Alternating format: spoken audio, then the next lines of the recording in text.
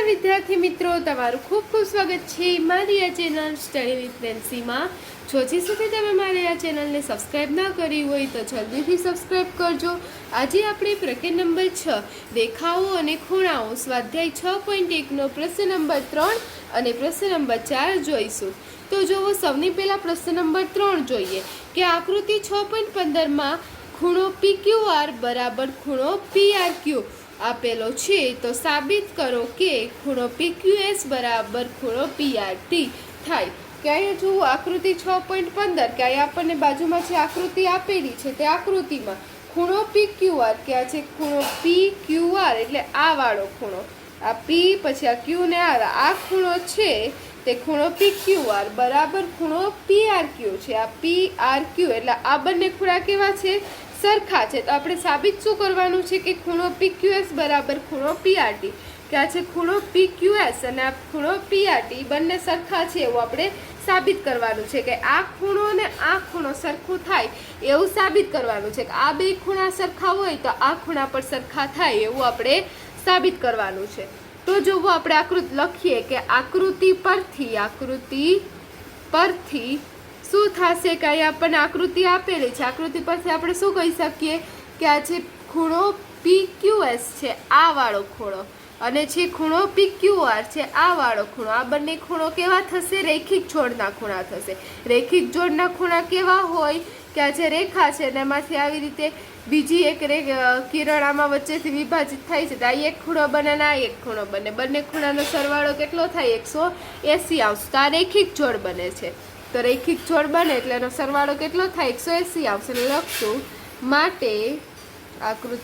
માટે જે ખૂણો PQS છે એ ખૂણો PQS વત્તા ખૂણો PRT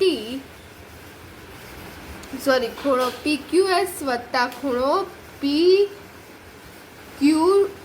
ખૂણો PQR આ શું છે, ખૂણો PQS છે, આ શું છે, ખૂણો PQR। તો ખૂણો PQS વત્તા ખૂણો PQR બરાબર કેટલા થશે 180 અંશ। હવે એવી જ રીતે આ બાજુ થશે કે આ બાજુ ખૂણો PRT બરાબર શું ખૂણો PRT વત્તા ખૂણો PRQ બંનેનો સરવાળો કેટલો થશે 180 અંશ થશે। કે આપણે લખીએ કે ખૂણો PRQ वत्ता खूणो PRT बराबर केटला थशे 180 अंश। अहींया पण आ खूणो छे PRQ अने आ छे खूणो PRT, आ बंनेनो सरवाळो केटलो थशे 180 अंश। तो आपणुं आ पहेલું समीकरण बनी गयुं, आ बीजुं समीकरण बनी गयुं। हवे आपणे लखीए के समीकरण 1 अने जे समीकरण 2 हतुं એટલે समीकरण 1 અને समीकरण 2 परथी। तो जो आपने समीकरण 1 शू मळ्युं हतुं, खूणो PQS वत्ता खूणो PQR बराबर 180 अंश। समीकरण 2 हतुं खूणो PRQ वत्ता खूणो PRT बराबर 180 अंश। तो जो बंनेनो सरवाळो केटलो छे 180 अंश એટલે કે આ બંનેના સરવાળા કેવા થાય, સરખા થાય। એટલે આનો સરવાળો અને આનો સરવાળો સરખો થાય। એટલે આને આપણે આમ લખી શકીએ કે ખૂણો PQS વત્તા ખૂણો PQR બરાબર खूणो PRQ वत्ता खूणो PRT। केम के बंनेनो सरवाळो केवो छे, सरखो छे। એટલે આ બંને પદોના સરવાળા સરખા થશે। એટલે ખૂણો PQS વત્તા ખૂણો PQR બરાબર ખૂણો PRQ વત્તા ખૂણો PRT। તો હવે તમે આપણે રકમમાં વાંચીએ અથવા તો આકૃતિમાં જોવો તો તમને ખબર પડશે કે જે ખૂણો PQR બરાબર ખૂણો PRQ આપેલું છે કે આ જે PQR એટલે આ વાળો ખૂણો ને આ વાળો ખૂણો સરખો છે કે આ PQR એટલે આ ખૂણો અને PRQ એટલે આ ખૂણો, આ બંને ખૂણા કેવા છે, સરખા આપેલા છે। એટલે સરખા આપેલા હોય એટલે શું થઈ જશે, આ બંને ખૂણા કટ થઈ જશે, આ ખૂણો ને આ ખૂણો કટ થઈ જશે। અહીં તમારે કારણ લખી દેવાનું, કારણ કે ખૂણો PQR બરાબર ખૂણો PRQ આપેલ છે। તમે ખાલી એમ લખી દો માં, કારણ કે ખૂણો PQR બરાબર ખૂણો PRQ એટલું લખી દેશો તો પણ ચાલશે। તો આ જોવો આ બંને સરખા હતા, આપણને રકમમાં જ આપેલું છે ખૂણો PQR બરાબર ખૂણો PRQ છે, બંનેની કિંમત સરખી છે એટલે બંને કટ થઈ જશે। હવે શું વધ્યું, માટે ખૂણો PQS બરાબર અહીંયા શું વધ્યું? ખૂણો PRT, એટલે ખૂણો PQS બરાબર શું આવશે? ખૂણો PRT. તો આપણને શું સાબિત કરવાનું કીધું હતું? તો સાબિત કરો કે ખૂણો PQS બરાબર ખૂણો PRT. તો અહીંયા જો આપણને ખૂણો PQS બરાબર ખૂણો PRT મળી ગયું, એટલે આપણે લખી દઈએ માટે ખૂણો PQS બરાબર ખૂણો PRT સાબિત થાય છે, સાબિત થાય છે. તો આ જોવું આપણા ત્રીજા દાખલાનો જવાબ આવ્યો. હવે આના પછી આપણે દાખલા નંબર 4 જોઈએ. તો જો હવે ચોથો પ્રશ્ન આપેલો છે કે આકૃતિ 6.16 જો x + y બરાબર w + z હોય તો સાબિત કરો કે AOB રેખા છે. કે અહીંયા જો આપણને રેખા AOB આપેલી છે, એમાં જે x + y અને w + z આ બે ખૂણા આપેલા છે કે x + y અને w + z કેવા છે? આ બંને સરખા છે. તો આપણે સાબિત કરવાનું છે AOB શું થાય? રેખા થાય. તો હવે જોશો કે અહીંયા આપણને આ છે વચ્ચે બિંદુ છે, બિંદુથી બનતા બધા જ ખૂણાનો સરવાળો કેટલો હોય? 360. એટલે આપણે લખશું માટે x + y + w + z બરાબર કેટલા થશે? 360°. કારણ કે છે બિંદુ હોય આપણે લખી દઈએ, કારણ કે બિંદુના બધા ખૂણાનો સરવાળો કેટલો થાય? 360° થાય.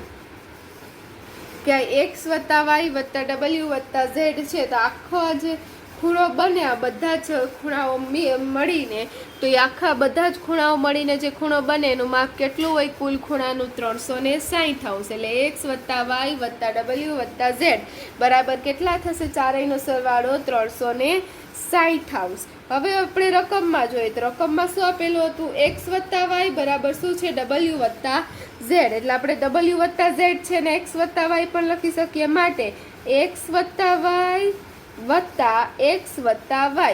કે આ જે x + y છે એ આપણે શું w + z છે એ બરાબર x + y, એટલે આને આપણે x + y પણ લખી શકીએ. એટલે એ બંને એનો સરવાળો પણ કેટલો થશે? 360°. અહીંયા પણ પાછું કારણ લખી દઈએ, કારણ કે x + y બરાબર w + z. તો હવે તમે જોશો કે આ કેટલી વાર થઈ ગયા? x + y ને x + y બે વાર, એટલે 2x + y બરાબર કેટલા થશે? 360°. માટે હવે આ બે બીજી બાજુ જાય એટલે શું થઈ જાય? x + y ને આપણે સૂત્ર કરતા કરીએ એટલે બે બીજી બાજુ જાય. અહીંયા બે આ x + y સાથે ગુણાકારમાં હતા, બીજી બાજુ જશે એટલે શું થઈ જશે? ભાગાકાર.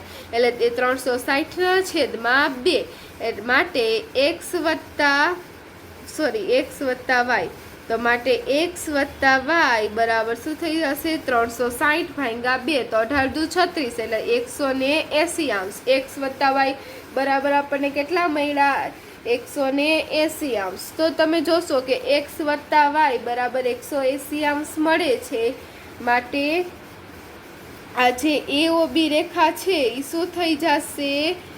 રેખા થઈ જશે. કે આ જે AOB છે તે રેખા બનશે. કે આનો સરવાળો છે, આનો સરવાળો 180° આવે એટલે એ શું હોય? રેખા હોય.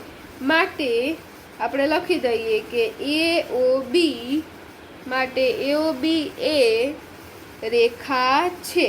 આ x + y બરાબર આપણને 180° મળી ગયું એટલે AOB શું થશે? રેખા થશે. તો જુઓ આપણા ચોથા દાખલાનો જવાબ આવ્યો. અહીં આપણો જે પ્રશ્ન નંબર 3 ને પ્રશ્ન નંબર 4 હતો તે પૂર્ણ થાય છે. જો તમને વિડીયો પસંદ આવ્યો હોય તો લાઈક શેર સબસ્ક્રાઈબ કરજો.